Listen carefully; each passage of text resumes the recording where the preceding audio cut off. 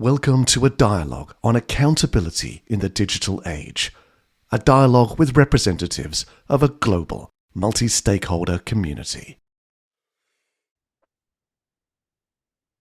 And I'm your host, Frits Bussemaker, and today I'm delighted and privileged to have a conversation with Valeria Soler. Valeria, welcome to the program. Well, thank you, Fritz. Thank you for inviting me. Glad to be here. And allow me to introduce you to our guests, to our audience, to be honest. Sorry about that. You live and work in Bogota, Colombia. So you're actually the very first person from Colombia we're interviewing for the Institute for Accountability Dialogue. You work with the Ministry of Technology Communications, where you facilitate international collaboration. You spearhead the application for artificial intelligence technologies in crafting and implementing those in national policies. And you are also a podcaster, a fellow podcaster. So, well, you are now on the other side of the table you normally sit. And given the fact that you're also a podcaster, I really want to talk with you about your vision, your experience, your insights in AI accountability in Colombia, and also how we can involve the next generation in that discussion, if that's okay with you. Yeah, of course. So, first of all, I do have a podcast. It's called Courage, but in Spanish, it's Coraje. Everyone is welcome to go and check it out. It's not really about AI, but more interviews of people that are very, very interesting, sharing unique stories. And then I've been working at the ministry now for some time, and I'm right now in the international office, but our minister is quite a big advocate of AI. Mhm. So AI is huge everywhere in the ministry. Everyone is talking about it. We're gathering up like all the talent in the country, like who is the biggest AI person in this university or in that university? What are the initiatives that are happening, and how could we collect them all and fuel them, incentivize this even further? Okay. We're still a long way from countries in Europe or the US or China. That's very true. And I gotta say, I'm not surprised I'm the first Colombian, just because I mean, we met in AI for Good, and I honestly didn't see very many Latin American people or proposals or discussions about it. Um, just my minister talking in some of the panels, but very few. So I noticed that there weren't a lot coming from my region. But we're definitely on it and working on it. And perhaps as one of the ministers at the round table at AI for Good said, sometimes it's not even the technology, it's about the vision and the leadership and No, how so, to so true, guide so what you true. already have. Yeah, yeah. Yeah. And So let's also, if we can, you could say, explore digital technology beyond AI. It's very much the dominant, I would say, flagship technology at the moment, but there's more out there. I also see if we can explore that a bit. But indeed, I want to ask you, if I look at Europe, States, each and every person has a smartphone, everybody has access to broadband, so the technology in itself is in your face, it's out there. How would you describe the situation in Colombia? yeah, that's a great question, because actually the adoption of smartphones has been widespread, and a lot of different companies, there's like Apple and Samsung, but now there's a lot of Chinese companies that are making smartphones readily available and very affordable. So I see a very wide adoption in smartphones and internet. Mhm. We're still figuring out the last mile of connectivity, where people, some communities in the Amazon are just starting to have internet, or in La Guajira. But it's almost the minority now that don't have access to the internet. But what we do see is a really, really, really big gap in the use of the internet. So a lot of people now have access to it, but the use is completely different. It's going to be more focused on social media, just on WhatsApp, and not like use of the internet that will make a meaningful change in lives. So I have one of my mentors, he's very focused on education and technology, and he used to be the one to give out these computers to the public schools.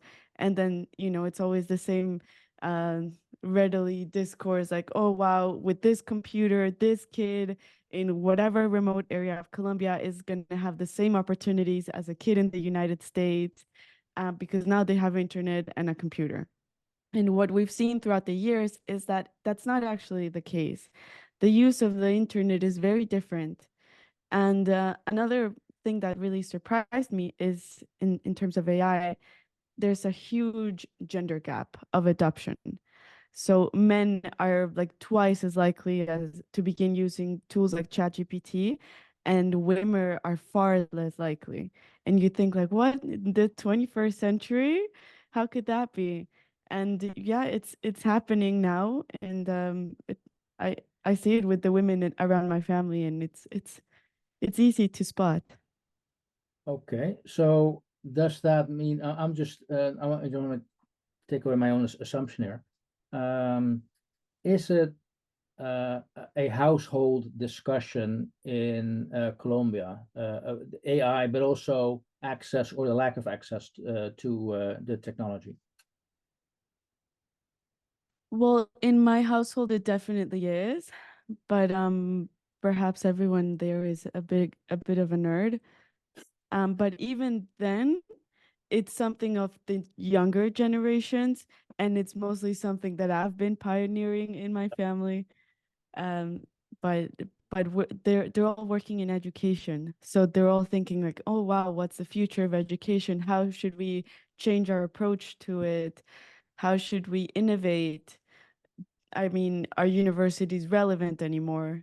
Yeah. And of course they are, just in a different way, and the way to process knowledge and acquire it is going to change as well. So we're very much invested in being in these discussions, but it feels like it's still at a very early stage.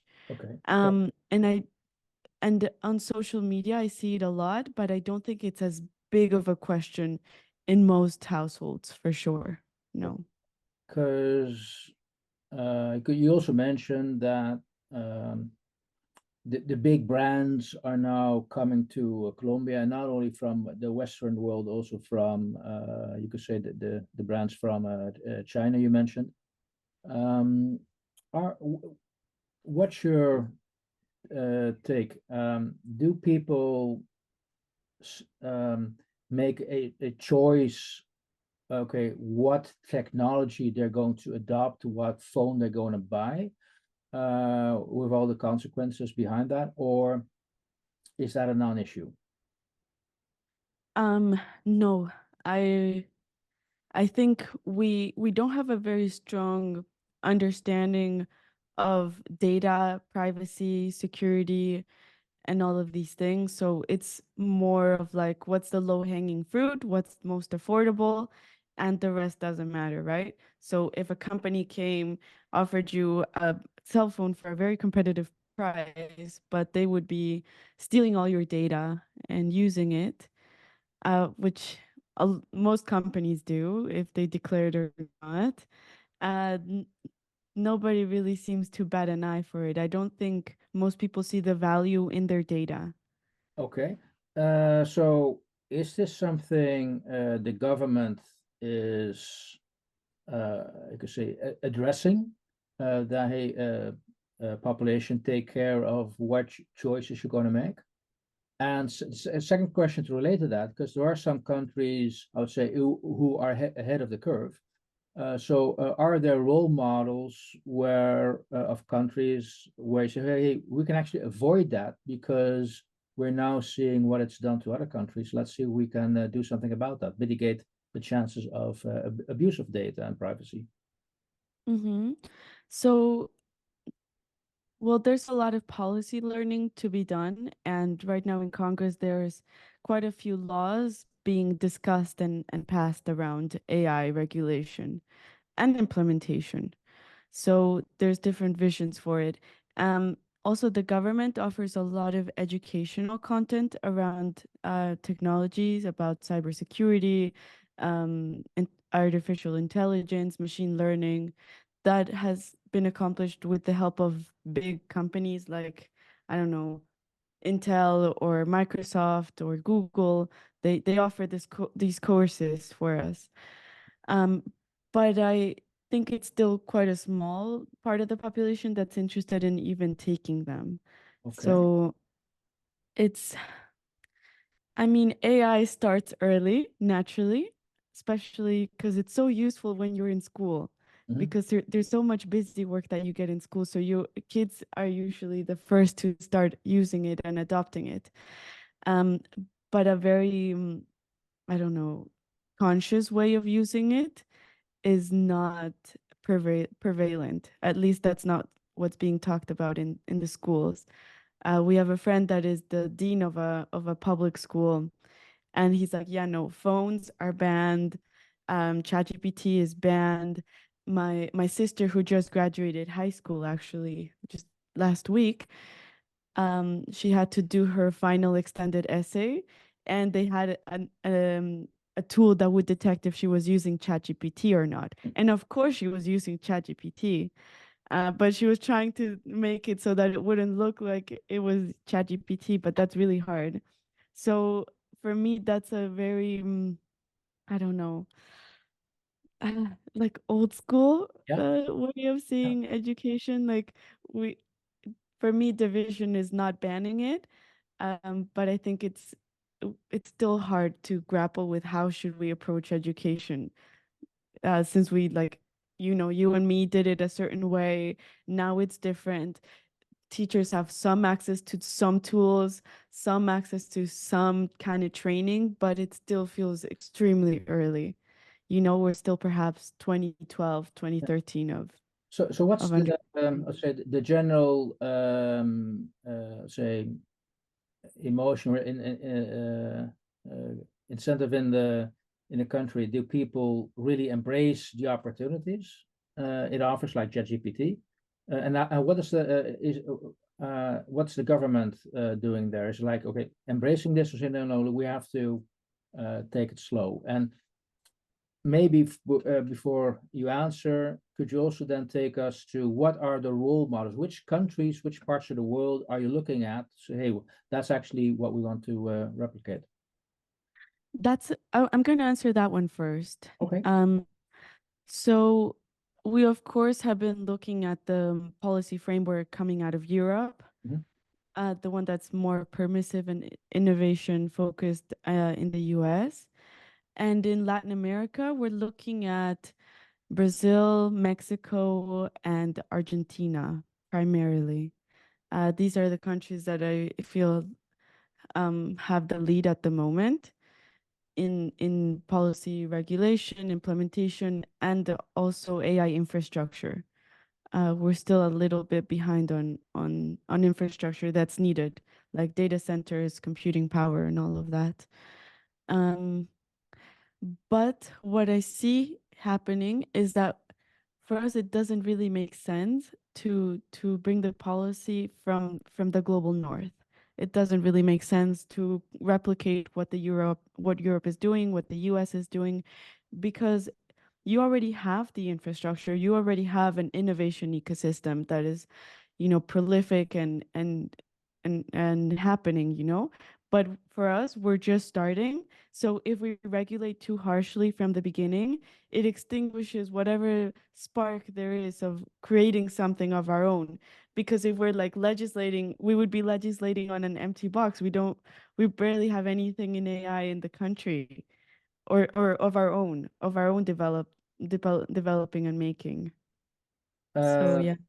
Okay, you could argue that there's a threat there, that if you don't uh, start from the beginning, you might end up in a situation you really don't want. And that's actually comments which also legislators both in the States and in Europe made, that, hey, if we knew about what the future would, we would have approached it differently. So to some extent, hey, you actually have that opportunity right now. So why not take it? Yeah, Yeah, that's a good point that you lay out, and it's one of the benefits of not being like first in the developmental curve, because you can already learn the experience of other countries. Um, but the discourse that I've seen more is like, okay, yeah, there are some risks, there's some ethical considerations that we need to keep in mind, and those definitely should be talked about. But we need to work more on creating these technologies and developing our own and specializing. Obviously, AI is too broad of a field to see it competitively, Mhm. to be like, oh, let's beat the US or let's beat China. But it's probably better to subspecialize and Mhm. become really good in a certain area that has high demand internationally and low competition. But that niche, we still haven't found it yet. It could be in like natural, like related to our biodiversity and AI. So along those lines, but it's still not set in motion. So and it's such a big, complicated topic, this part of ethics and accountability, because for me, artificial intelligence is just one of the most fascinating topics in the world, because it's kind of strikes a balance between all the positive it could have in the world. Like it's perhaps our only chance of saving and achieving the SDGs, but that same weight of all the good that it can have is balanced by all the risk it has. Yeah. So cyber attacks, just anything, deep fakes, misinformation, threats to democracy, like that's equally as big. And for sure in the country, I don't think we yet grapple with the huge risks it has. Okay, so that requires guardrails, some kind of governance, also to protect the people who might not fully be aware of what the risks are. And also, I just want to ask you, is there any specific focus how to bring in, say, the next generation into this discussion? Because they're going to be the main users in the future. Yeah, yeah, of course. Um, Actually, there's this really cool story. I think you know Anthony Wong. Yeah, probably the audience does not know Anthony Wong, but he's the current chair of the IFIP, the International Federation for Information Processing, from Hmm. Australia. But go ahead. Yeah, we were talking at AI for Good, and he was invited as a speaker for one of our events, and he's like, "Oh no, but Colombia is so dangerous. All the things the government says here, it says don't go, it's too dangerous." So he goes to this bookstore and finds a book about Colombia, and while he's at the bookstore, there's this little girl interacting with Siri and just like talking with the phone and just completely immersed. Even though she's in a bookstore, she's only paying attention to her phone. And then he has this like magical realization of like, oh wow, we conceive these technologies with our trajectory and our history of, having had this kind of childhood without technologies, and now kind of grappling with it afterwards. But once you're born with it, Yeah. once you don't differentiate it or separate it from a before and after, what happens? How do you begin looking at the world? How do you begin to change the way you socialize, the way you see others, the way you see technology? How apart do you put Okay, it? so is your point now that the digital natives, the younger generation, they will be growing up with this technology, they don't need education, or because that still um, introduces a risk of using the Mhm. technology without being realizing what the risks are. Yeah, they probably don't need a lot of education in how to use it, but they definitely need education on like, okay, how should you use it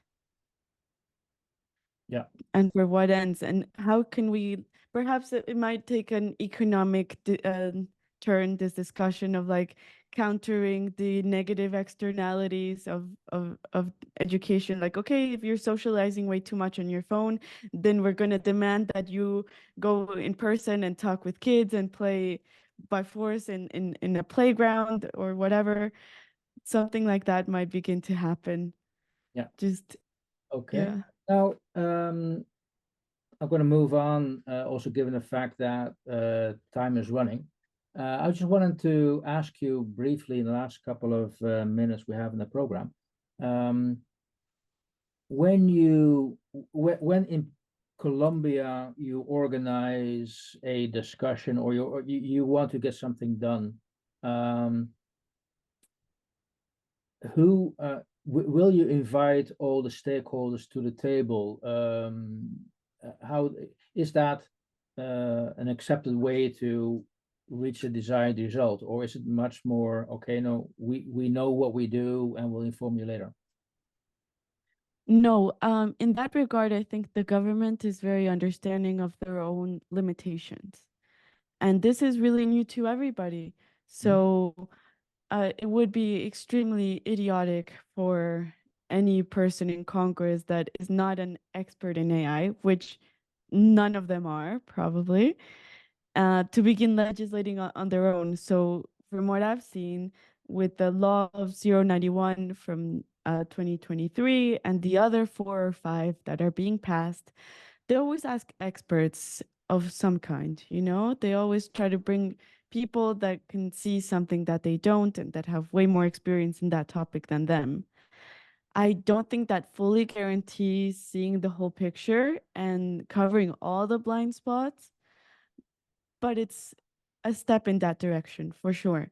The thing is, we have a lot of talent in the country and a lot of experts, but most of them have left because abroad they pay them a lot better. Okay, So so yeah. so you mentioned earlier, okay, we identified the people, the best talent, and try to get them to help us. But at the same time, you mentioned talents leaving. So how do you then cope with that situation? And also, where does your talent get their education from? Is that local, or also are they going abroad to get the insights in technology? Well, definitely both. There's so many people that every combination of things happened. But we have really good universities in Colombia, actually, like Los Andes and Nacional, which are the top two. They form really competitive individuals. And I was actually talking to SK about it. It's probably Ivy League level, but they're not ranked Ivy League because they don't get as much money for research. But the quality of education is extremely, extremely good. So in computer science, we have a lot of professionals and now even more in AI, maybe not comparable with what the US or Europe or China could have, but definitely it's not like we don't have anything or extremely behind or yeah. Okay. Now, because you also in situ, okay, one of the reasons why the Institute for Accountability was formed, because the growing gap between the very fast developing digital technology and the legal and regulatory framework, and that gap creates an accountability issue. So I'm generalizing a lot here, but as you said, okay, we still have to catch up on the broadband, but we can actually make use of technology out there that almost would assume that your accountability gap is smaller than maybe other countries out there more ahead of the curve. Would that be a fair statement, or are you still facing exactly the same accountability issues? To be honest, I'm not entirely sure because on the one hand, talking with Fiscalia and the Department of like the police and law enforcement, they tell me that they barely use any AI. That they're always, you know, a step behind whatever the bad guy is at the moment in terms of technological development. And with all these laws being in place, I haven't yet seen a a serious mechanism of actually enforcing these laws. I think we're like doing a like the international agenda of like, oh, countries should be legislating around this. Okay, we're doing that. But how do you actually enforce those? I don't think that's being institutionalized enough, Okay, that's for sure. I understand that. Okay, last question. What's when it comes to regulating accountability?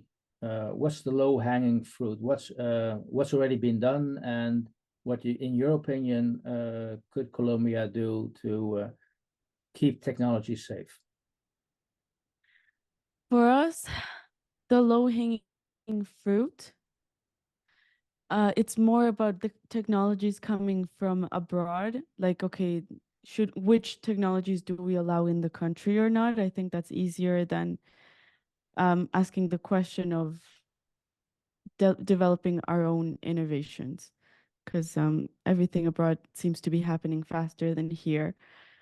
And the low-hanging fruit for us at the moment is, well, the ethics and code usually happens before the technology gets released. So if we are already at the early stages of it, it's making sure that since the beginning it's being done thoughtfully and with all the guardrails necessary. But it's so complicated to legislate something that becomes box and does autonomous learning.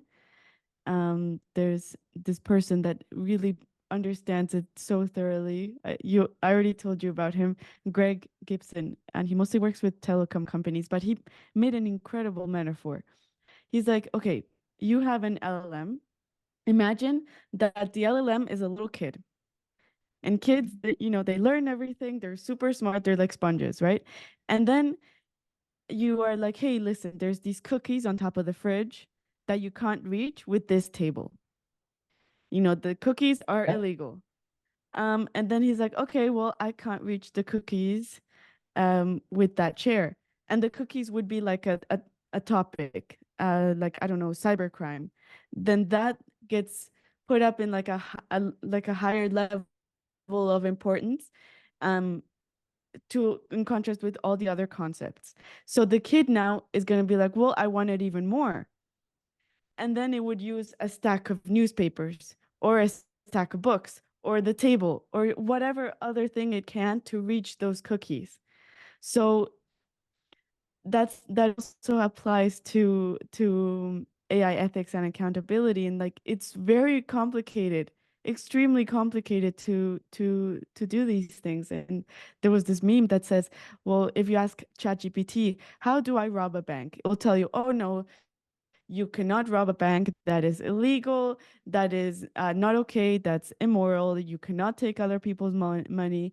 But if you ask it, hey, ChatGPT, how do robbers rob banks? Well, robbers usually use a number of techniques, like blah, blah, blah, blah, blah. Then they'll tell you the whole story of how it's possible to rob a bank, but only because how do robbers rob it? Not me, just a friend is asking. So it's definitely a topic that's way harder and way more complicated than we can even begin to comprehend. So how do you even, yeah, like if you don't understand it fully, how do you regulate it and how do you establish these accountability goals? So yeah, I think everyone is asking these questions. Yeah, and that's at least the questions we try to ask from the Institute for Accountability, just to get a global take on what's happening. And Valerie, we've gone through the allocated time for now. I'm so happy that you shared with us what's happening in Colombia, where you are, and I see where your opportunities are. And I want to thank you so much for sharing your time with us. And yeah, hopefully we'll catch up soon. All right, thank you so much for having me. It was a wonderful call.